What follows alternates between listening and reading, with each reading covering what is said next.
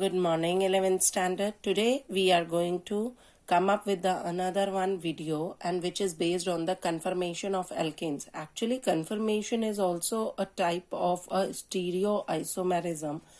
In my previous video, I had already discussed with you the isomerism, that what is isomerism, how many types of it is,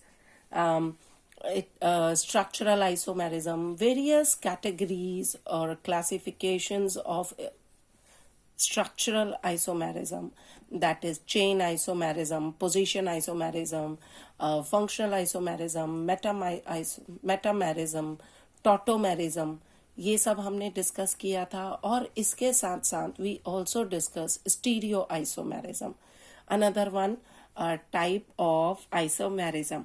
stereo isomerism क्या होता है? In that it is again further divided into 3 categories, that is your your geometrical isomerism, conformational isomerism, and optical isomerism, in which I have already explained you in my previous one video geometrical isomerism, which is existing in alkenes or alkynes. और इसके साथ मैंने ये बताया कि बेटा optical isomerism we will study in detail in 12th standard, whereas the conformational isomerism today we proceed. Now अगर हम conformational isomerism की बात करते हैं तो basically we have already studied that a sigma bond or which we called a single covalent bond, वो जो है exist करता है 2 कार्बन एटम के बीच में, which is formed by overlapping of sp3 and sp3 hybrid orbitals. ठीक है. और जब sp3 hybrid orbital internuclear access पे कार्बन की आपका क्या कर रहे हैं, ओवरलैपिंग कर रहे हैं, तो जो बॉन्ड बनता है उसे सिग्मा बॉन्ड कहते हैं. और इसमें बेटा जो इलेक्ट्रॉन डिस्ट्रीब्यूशन होता है within the molecular orbital, किसमें?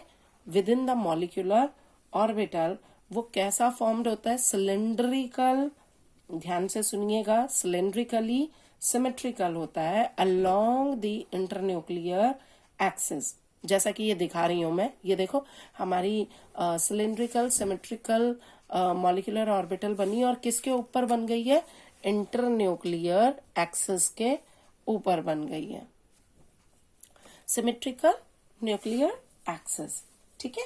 अब इस सिलेंड्रिकली सिमेट्री की वजह से सिग्मा मॉलिक्यूलर ऑर्बिटल जो होती है, इन दैट रोटेशन अबाउट जो कार्बन कार्बन सिंगल बॉन्ड होता है बेटा, ये ऑलमोस्ट कैसा हो जाता है? फ्री हो जाता है.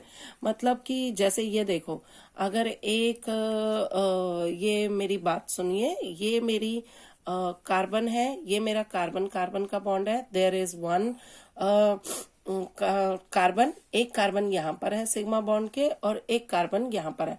अब ये भी कहीं भी मूव कर सकता है क्योंकि इसको भी ये भी फ्री हो गया है, और सिमिलरली ये कार्बन भी जो है ये मूव करेगा. अब इस कार्बन पर लगे हुए जो आपके हाइड्रोजन बॉन्ड्स हैं और इस कार्बन पर जो लगे हुए हाइड्रोजन बॉन्ड्स हैं, दैट कैन ऑल्सो मूव. ये फ्री है रोटेशन के लिए, either they rotate it like this और they rotate like this, and similarly it happens in case of this carbon also. ये देखो ये भी ऐसे ऐसे मूव कर रहा है. ठीक है. तो ये क्या हो रही है? फ्री रोटेशन हो जाती है. क्यों हो जाती है? क्योंकि जो बॉन्ड बन रहा है वो इंटरन्यूक्लियर एक्सिस के ऊपर बन रहा है. तो यहाँ पर अगर मैंने एग्जाम्पल देके बताया आपको कि सी और सी के ऊपर सपोज एक मिथाइल, दूसरा मिथाइल, एक हाइड्रोजन, एंड सिमिलरली हेयर यहाँ एक मिथाइल, 2 और 3. तो ये सारे मिथाइल और हाइड्रोजन जो इन दोनों कार्बन पर हैं, इन मेन कार्बन पर हैं, ये क्या करेंगे? ये कहीं भी अपने को मूव कर सकते हैं. ठीक है. ये क्या है? ये कहीं भी मूव कर सकते हैं. ठीक है बच्चे. क्यों? क्योंकि ये इंटरन्यूक्लियर एक्सिस पर है और कोई और हर्डल यहाँ पर नहीं है. So as a result of this almost free rotation, molecules जो होंगे एल्केन्स वाले, इनकी बहुत सारी डिफरेंट शेप्स बन जाती हैं बेटा. ठीक है. ये क्या बना सकते हैं? They can have different shapes and that is means they have different relative arrangement of their atoms in space. ठीक है बच्चे. सो अगर हम बात करते हैं कि infinite number of momentary arrangements जो होते हैं of the atom in space which result through rotation about a single bond are called conformations or rotational isomers or simply rotamers. समझ में आ गई? इनकी वजह से जितने भी अरेंजमेंट स्पेस के अंदर ये एल्केन लेंगे रोटेशन करते हुए डिफरेंट रिलेटिव अरेंजमेंट, उन सबको हम क्या कहेंगे? उन सबको हम कहेंगे रोटेशनल आइसोमर या सिंपली रोटामर या कन्फर्मेशन। ठीक है, सो हमने बताया कि कन्फर्मेशनल आइसोमर्स होता है।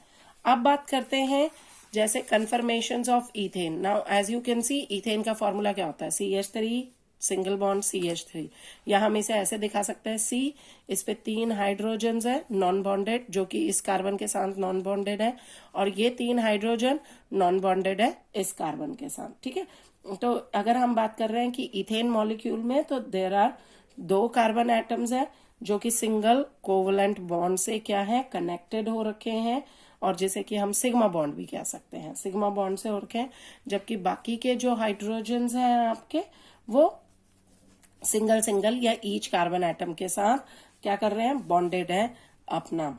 ठीक है, अब इसमें अगर बात करी जाती है कि अगर एक मिथाइल ग्रुप को फिक्स कर दिया जाए, बच्चे इस वाले मिथाइल ग्रुप को हमने क्या कर दिया? फिक्स कर दिया, इसको हम मूव नहीं कर रहे हैं।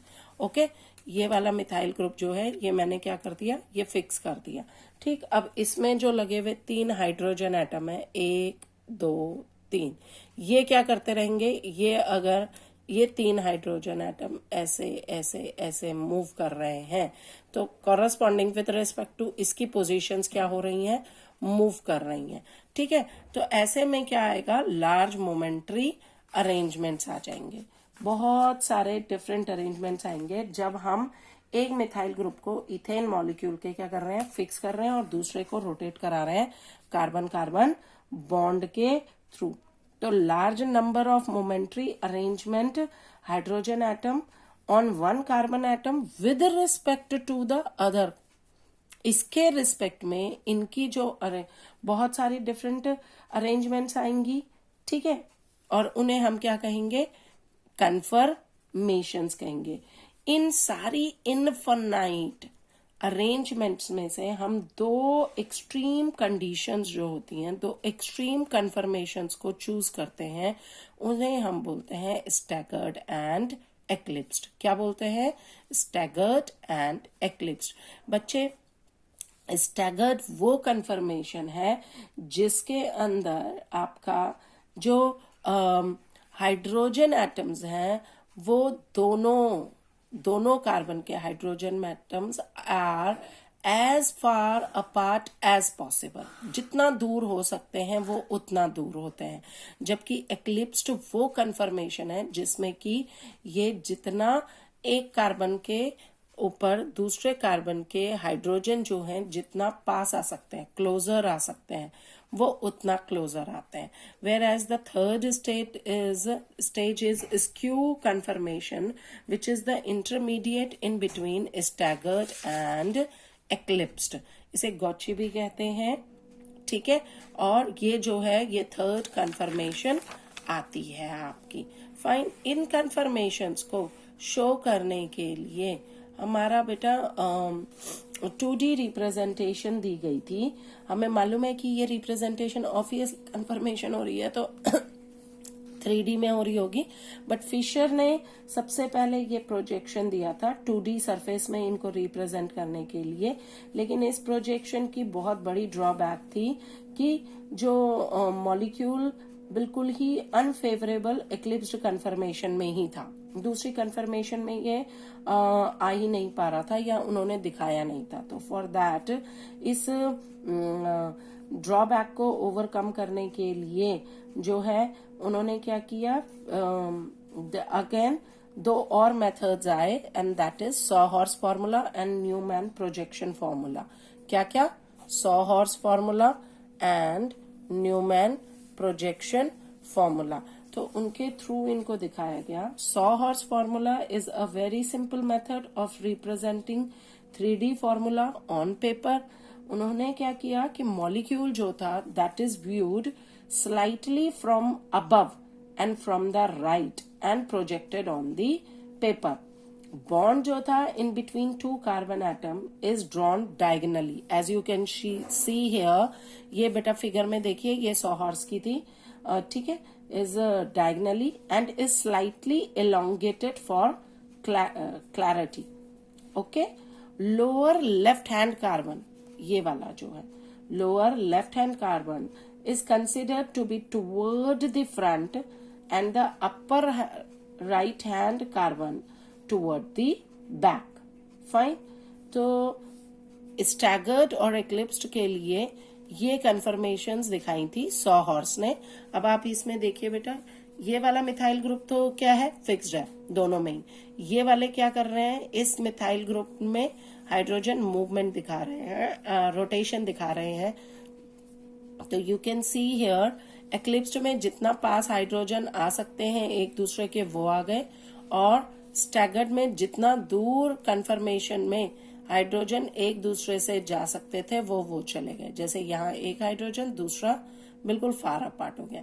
तो this is the staggered and eclipsed conformation in case of what, in case of your sawhorse, whereas this is the Newman projection. ये वाला जो था जो नीचे दिखाया हुआ है ये न्यूमैन प्रोजेक्शन है। इसमें इन्होंने भी 3D फॉर्मूले को पेपर पे दिखाने के लिए किया, और this projection formula are obtained by viewing the molecule along the bond joining two carbon atom. Carbon atom near the eye is represented by a point. ठीक है, इसको किससे दिखा रहे थे, जो मुझे पहले कार्बन दिख रहा था उसको एक पॉइंट से दिखा दिया गया, ऊपर वाला कार्बन। ठीक है, by the two carbon atoms by the point से दिख रहा था, and 3 atoms or groups attach to it by 3 equally spaced radii. Carbon atom farther from the eye is designated by a circle. ये जो circle वाला है ये वो कार्बन है जो कि मेरी आंखों से दूर है, 2 ही कार्बन का दिखा रहे हैं, और ये वाला जो है ये पॉइंट जो है वो कौन सा कार्बन है जो मेरी आंखों के पास पड़ता है, मतलब जो पहले पड़ रहा है वो पॉइंट से और जो दूर पड़ रहा है उसको सर्कल से. तो दोनों के हाइड्रोजन की पोजीशंस दिखाई गई. ठीक है, दैट इज एंड 3 एटम्स और ग्रुप्स बाय 3. ठीक है, यहां तक समझ आ गया बेटा. ठीक, और इसमें जो थे हाइड्रोजन की पोजीशंस को सबको एक्सप्लेन कर दिया गया. दोनों कार्बन की हाइड्रोजन पोजीशंस दिखाई गई. Now this is the staggered conformation, जिसमें कि हाइड्रोजन जो हैं दोनों कार्बन के, डिफरेंट कार्बन्स के फार्दर अपार्ट है, जितना दूर हो सकते हैं वो दिख रहे हैं.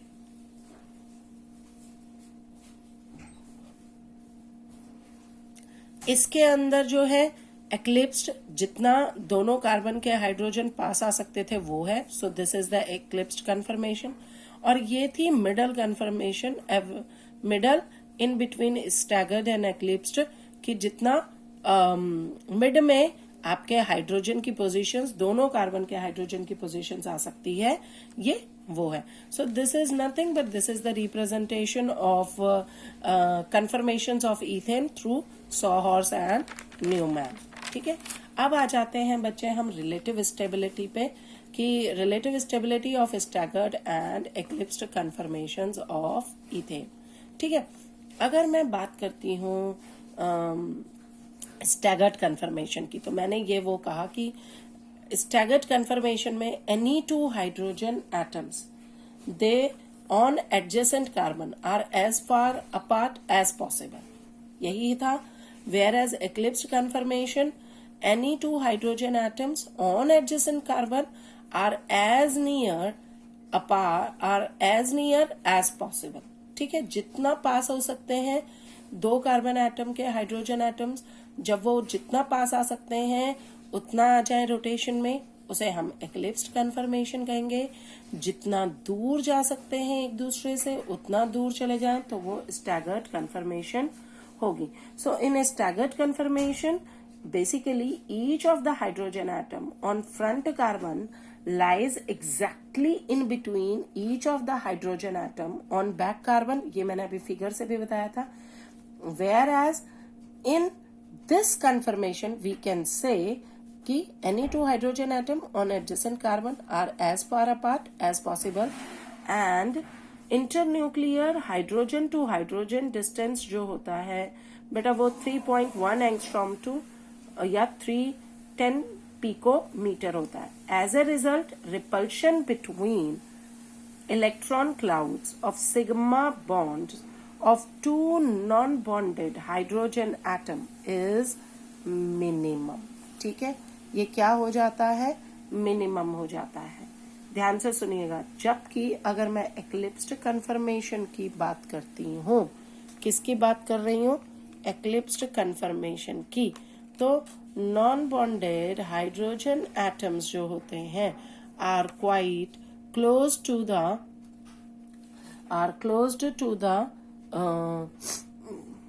क्या हो जाएंगे? Closed to each other, and so electron clouds of sigma bond repel each other. ठीक है, क्यों ऐसा हो रहा है?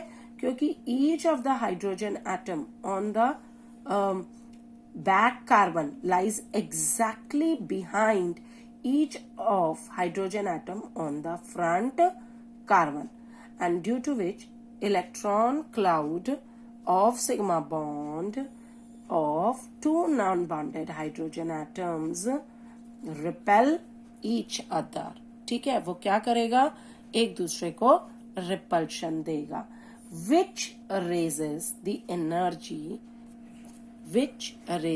energy of eclipsed conformation relative to staggered conformation. ठीक है जी, यहाँ पर तक समझ आ गया है? कोई कंफ्यूजन? कि इसकी एनर्जी क्या हो जाएगी? ज्यादा बढ़ जाएगी, क्योंकि ये अनस्टेबिलिटी वाला ज्यादा है, और जिसकी वजह से एनर्जी अगर ज्यादा बढ़ गई है तो आपका क्या होगा? बताइए जल्दी.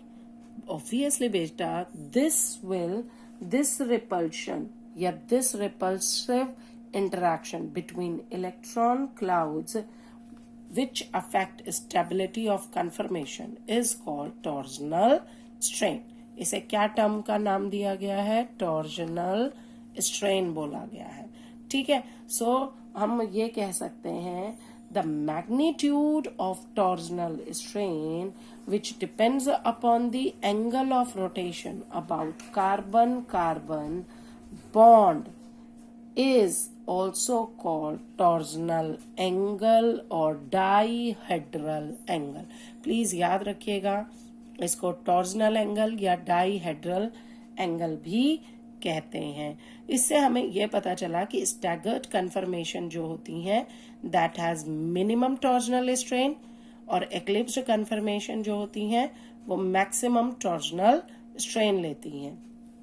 ठीक है बच्चे, और साथ में हम ये भी कह सकते हैं, एक्सपेरिमेंटली भी ये पता करा गया कि जो स्टैगर्ड कन्फर्मेशन ऑफ इथेन होती है that is near about 12.55 kilo joule per mole more stable than eclipsed conformation, and thus it is inferred that rotation about carbon-carbon single bond is not completely free. अभी मैंने पहले कहा था कि वो free होती है, लेकिन वो पूरी तरीके से फ्री नहीं होती. उस पर एक क्या लगा हुआ होता है? टॉर्जनल स्ट्रेन लगा होता है.